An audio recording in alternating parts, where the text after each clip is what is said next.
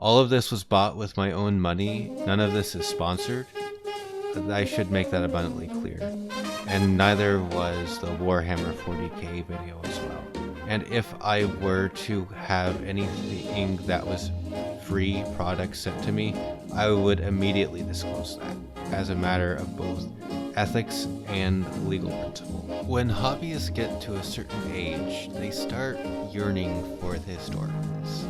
And probably the main two systems for historicals based in World War II are Bolt Action, which is a 35mm, well actually a 28mm heroic scale miniatures war game, and the other is Flames of War, which is a 15mm miniatures war game, which, while we're not going to be discussing that in this video because if you read the title, it's Bolt Action, and Bolt Action is fun. It's essentially a very arcadey game, but with any miniatures war game, the question becomes, is it worth it?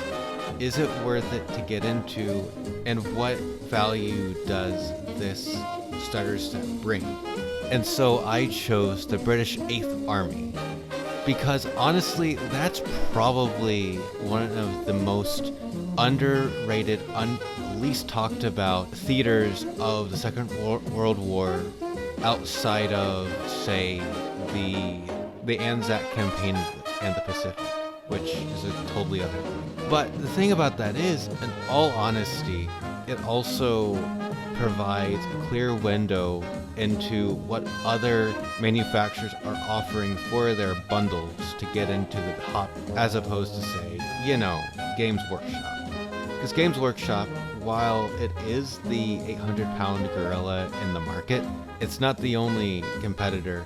But at the same time, I also chose this because Warlord Games, who makes Bolt Action, was founded by ex-Games Workshop employees. And actually, one of the main designers for Bolt Action is the only Rick Priestley, which I find to be pretty cool. So, not to delay any further, let's get into the actual meat and potatoes of this, shall we? So we see that there are, in total, this costs $135 on Warlords Games website and $115 often on a competitor's website, or about 15% off if you don't buy directly from Warlord Games. And a major difference that I should note at the beginning of all this is that you are not bound to Warlord Miniatures as your only source of miniatures, as you are for anything that's legally sanctioned by Warlord Games or in a tournament. All you have to make sure is that you have the right scale. You don't have to worry about if it's officially Warlord, or maybe I get some Perry miniatures, which actually I do have some. I'm going to do a video on them later. Or, maybe some North Star figures, or who knows, maybe you just wanted to 3D print your entire army, and that would be completely legal. And really what Warlord Games offers is a convenient and relatively cheap way to get into the hobby and into the game without having to scour far and wide to find the miniatures themselves. So this box includes 36 plastic infantry, 2 universal carriers, a medium machine gun, a 6-pounder anti-tank gun, a 25-pounder artillery gun, as well as a medium mortar crew as well. And while I can't really comment on the meta of all of this, I can say that it provides a fairly good value just from a dollars standpoint.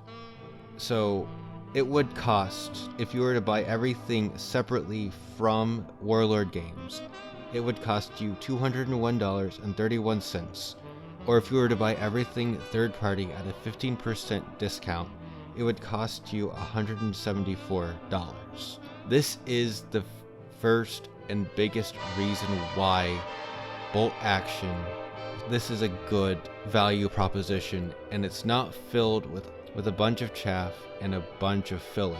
Honestly, that's what you get usually with the GW product, is that you buy it for a couple of units, but you don't get to have a wide variety of them.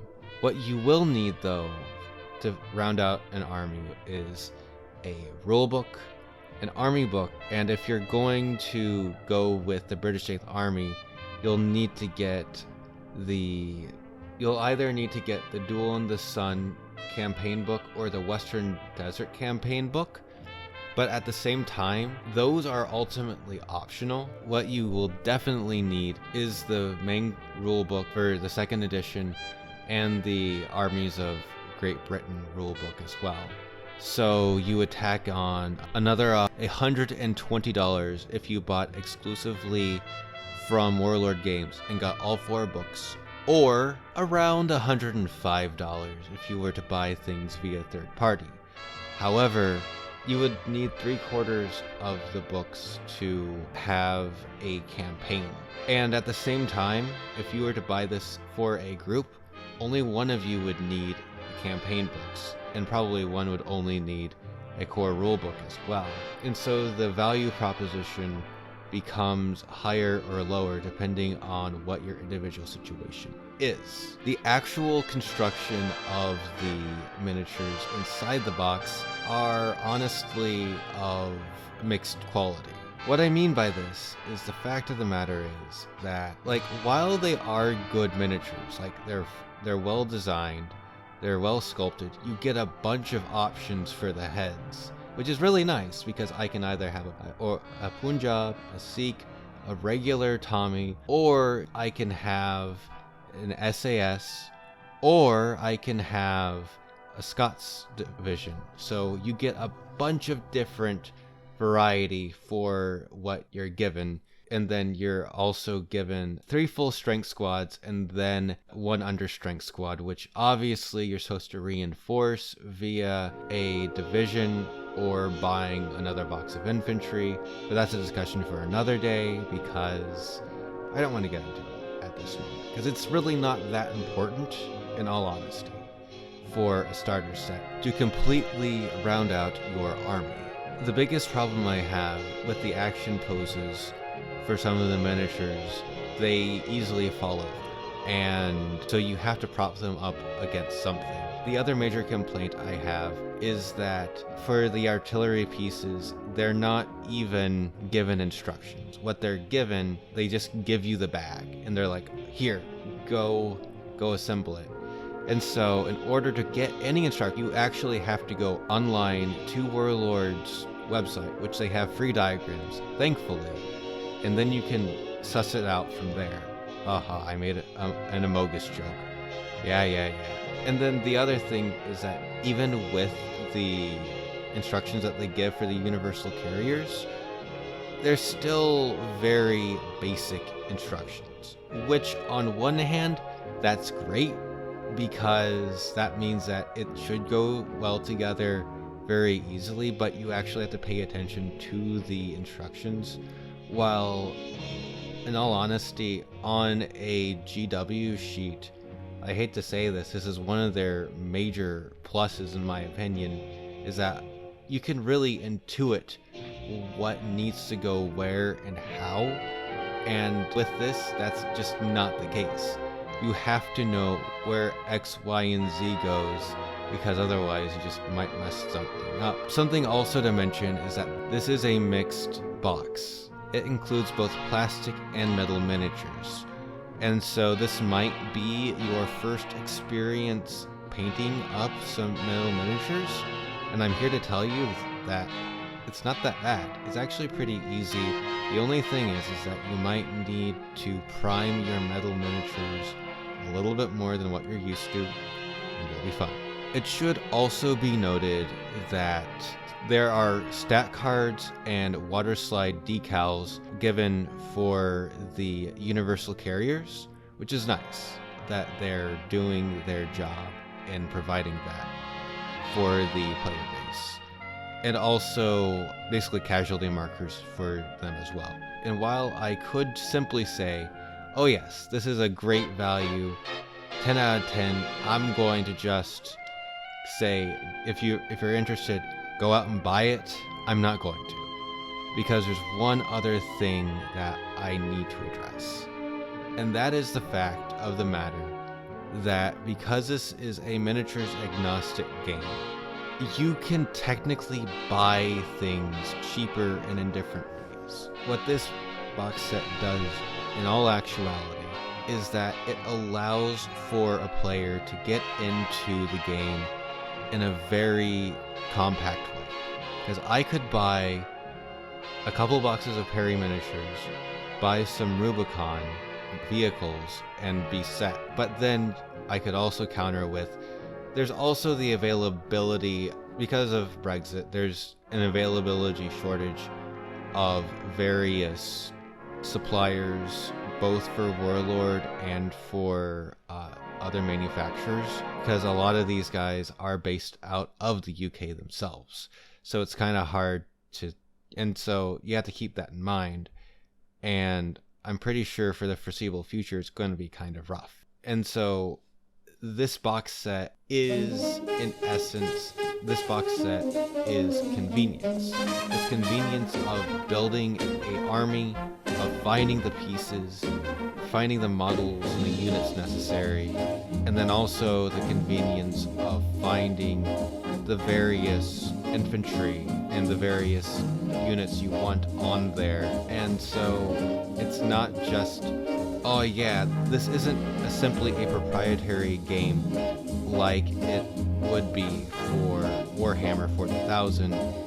It's actually a bit more nuanced and a bit more complicated due to the rules agnostic setting. And it's something that should be brought to everybody's attention, because this could make or break your decision. Bolt Action is also a game, while it is not as popular as Warhammer 40,000, it is pretty well known, and if you are in a fairly well populated area, there will probably be a Bolt Action scene.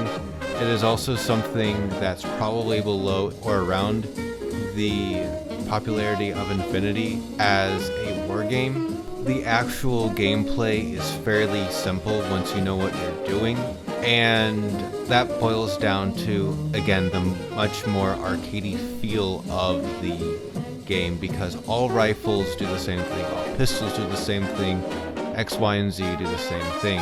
And so all you have to worry about really, are for the specifics, is the weapon profile itself.